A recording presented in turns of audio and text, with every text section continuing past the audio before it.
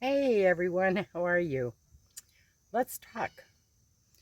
So, since I've been on here a little bit over 3 years, almost three and a half, three and a quarters, there's a lot of new people that have joined our little family friendly community. And so I thought, people don't know why I'm out here on the road unless they've gone back and watched every video, which I'm sure most people don't. There are a few that have. So I thought we'd just kind of what started my journey and how's it been up until this point. So it all started at the very beginning, a very good place to start. You guys should know that one.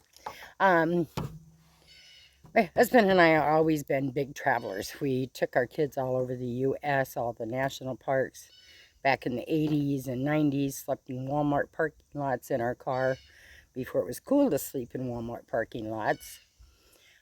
We've just always enjoyed travel and very cheap travel. And we kept that up through the years, take grandkids on trips. We did upscale to cabins and things like that, but never did it full time. 8 years ago, he passed away. He was 58, so we neither one were retired. And at 62, I told the kids, I'm done. Well, at 61, I told them, I'm done. I want to travel. I'm going to buy a minivan and go someplace at least for the winters. So I bought my first van, a 2009 Town and Country dark green, and in December 26th, 2020, I was headed to Florida and ended up in Texas. My kids were like, "You're lost, Mom." But the first night of my boondocking in Missouri, they're like, "You're loving this, aren't you? You're not coming home." And I went, "I don't think so." So I started out with blankets and clothes, of course, a little Playmate cooler, a cot, a dresser, cook stove, uh, a one burner that's on the green canister, and that was me for 3 months. I stayed in Texas pretty much the whole time, and then did Louisiana, Alabama, seeing my daughter up in Tennessee, and then headed home in March, and just fell in love with it. Um, Told the kids I was going to go back out, and in August I'd come back, and I was going to sell my mobile home. I had two kittens that I'd had somebody take care of the 3 months I was out. I decided to relinquish and find them a good home because I didn't think it was fair to them, and I know how I travel. Um, I didn't want the responsibility of one of them getting out, and you got to really plan everything around your pet. So I got them a good home, and then um, my kids were like, especially my oldest son, said, "How much would you save if you sold your trailer now?" I said, $3,669. I went home and listed that, my car, and everything I owned in 19 days, sold everything, gave it away, threw it away, donated it, and was back on the road. Can't remember the day, but I did a video of me closing my door. Um, I couldn't even make it to my bed. I had so many boxes, was headed to Tennessee, and then parked at my daughter's, went through some more, got rid of like 20 boxes of stuff, and then just as I was on the road, kept getting rid of more and more and more. July of 2021, I was headed back for some grandkids' birthday. Engine was shot. It was a crack block, and it was sold to me with a crack block. So I parked for about 6 weeks in my daughter's lawn and found the 2015 Silver Town and Country that was in the accident, and continued on my way, loving it. In the 3 years I'd been out, I lost all my Atlas and all the states that I had listed, but I think I'd made 12 states, completely seen everything I wanted to do. So what I do is I look for waterfalls, weird and unusual things, state parks that are free and pretty, lakes, awesome trails to hike, canyons, just anything. And I spend anywhere from 4 to 9 weeks in a state. Till that state I've seen everything I want to possibly see.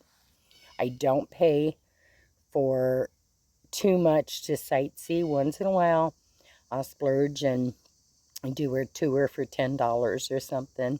I don't stay in campgrounds. I have boondock parking lots, national forest, any place I can camp free. Once in a while I do stay at a paid campground if it's Army Corps of Engineers and I got my national park pass, and I'll just kick back and relax for a few days. Oh, by the way, I have decided to do a full tour of my van. It's not ready, but are they ever ready? Most of it is ready. I've been living in it for almost 2 months. It's not tweaked exactly, but you know, you get it tweaked exactly like you think you want it and you switch it anyhow.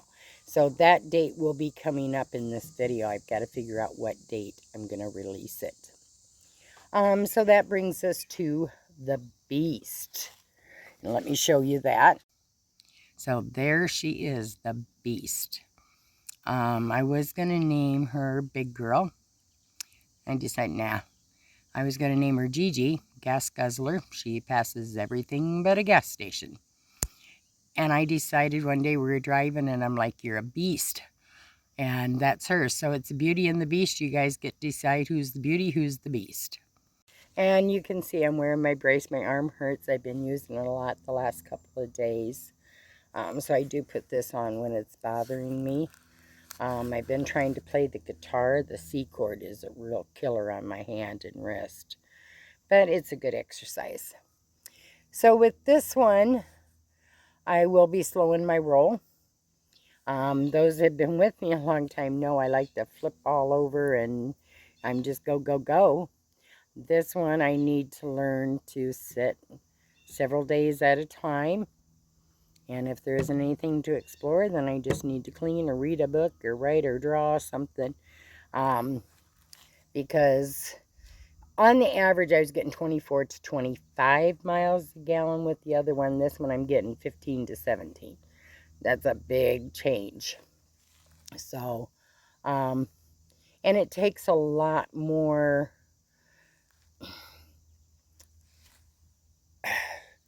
not strength, but it takes more to drive this.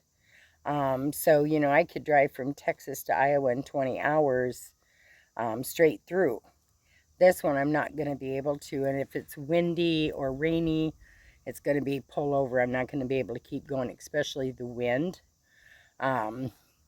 So things will change. I'm not so sure about the mountains. I'm a little nervous.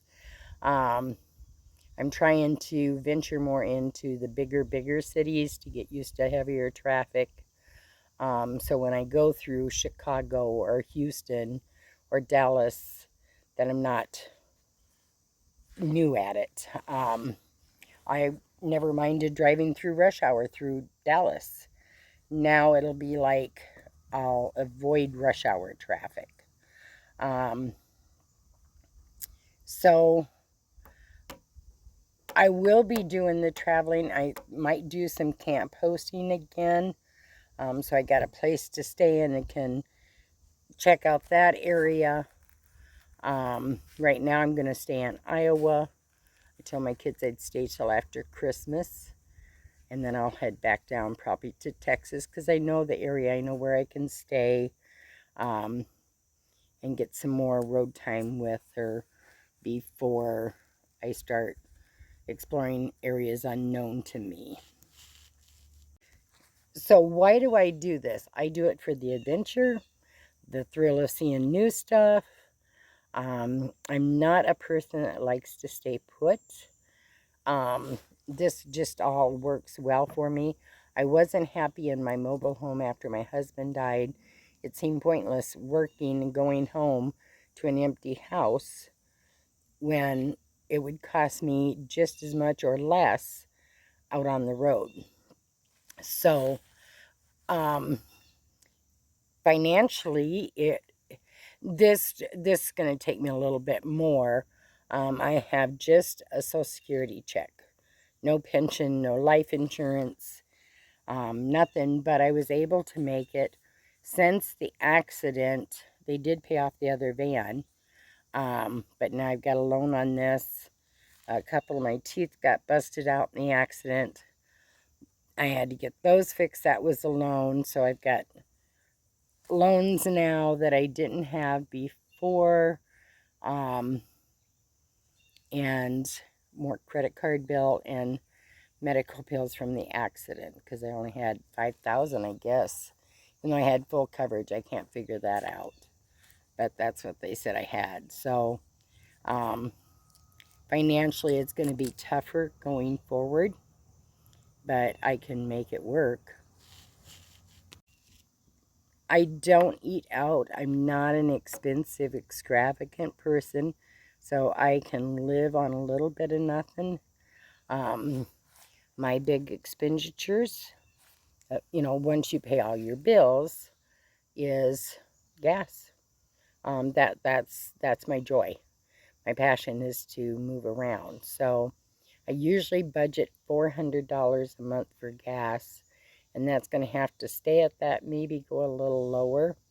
So it's just learning a new lifestyle mingled in with the old lifestyle. The kids wanted me to get an apartment. I did check into them. It's not my style. I am so happy out on the road. Even just now, I'm bouncing around Iowa. I found a few places at boondocks. That's hard to find in Iowa. And I'm just loving being out on the road, finding a couple new trails to walk and things like that. So, let's talk about the van and when we should do that. Okay, let's say the 23rd of September. I'm not going to give you time, but I will release the video of the full tour of the van. So I hope you'll stay tuned to see that. I'm so excited to show it. So this van, not only has that slowed me down, but physically with the accident, I do find myself doing things a little slower, going up and down those stairs. I've got one knee that, I don't know, it just is not healing, and sometimes it gives out on me, and there's more pain to my legs. I've never had pain before, so this is all new, but it has slowed me down quite a bit, but not enough. I still went on a 2.6 mile hike with my daughter and grandkids. Took an ibuprofen before, and that's all I needed. So about once a week now, I'm finding myself taking an ibuprofen, which before I took maybe 4 or 5 a year. But I'm okay with that. I'm older. I'm 65, so I'm just thankful that I can walk and be out on my own, compared to what the accident was and what the car looked like, so, or the van looked like. So I'm going to let you go at that point. I'm glad that we had this time together. So keep God in your heart. Travel, explore, stay fantastic, and I will see you. I think I said the 23rd, right? I hope so. That's when I'm going to release it, the 23rd. Take care.